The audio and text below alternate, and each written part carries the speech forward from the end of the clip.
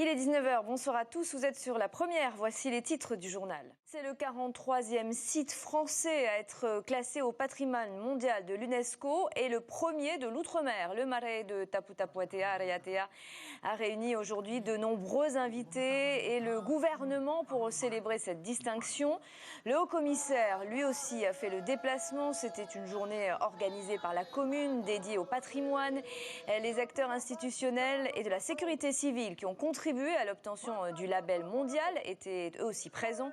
Le comité des sages s'est réuni et s'est rendu sur le site. Orero, Himénée et cérémonie du Cava ont rythmé la célébration. Retour sur cet événement à la fin de cette édition.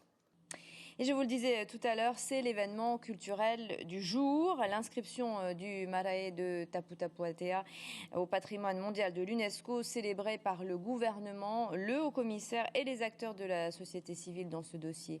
Brigitte Olivier, Sandroli. C'est une cérémonie spéciale qui mérite toute l'attention du comité des sages de Tapu Tapu Atea.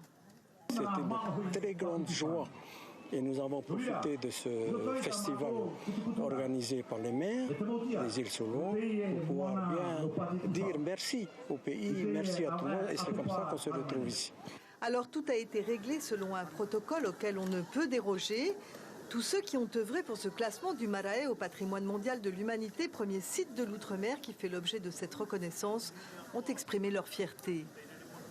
C'est une grande victoire pour la reconnaissance de la civilisation maori. Nous avons réellement entamé ce dossier, en ce qui nous concerne, en tout cas il y a 12 ans, dans l'optique de refaire vivre en réalité cette communauté locale. Et l'UNESCO a vraiment rempli cet objectif à travers le patrimoine mondial, de faire revivre les communautés autour des sites les plus extraordinaires. Un beau moment solennel, empreint de rigueur et de dignité comme les aiment les Polynésiens. Rien n'a manqué à cette cérémonie du Cava au Orero, alors que les plus beaux chants s'élevaient dans un ciel pur et bleu azur.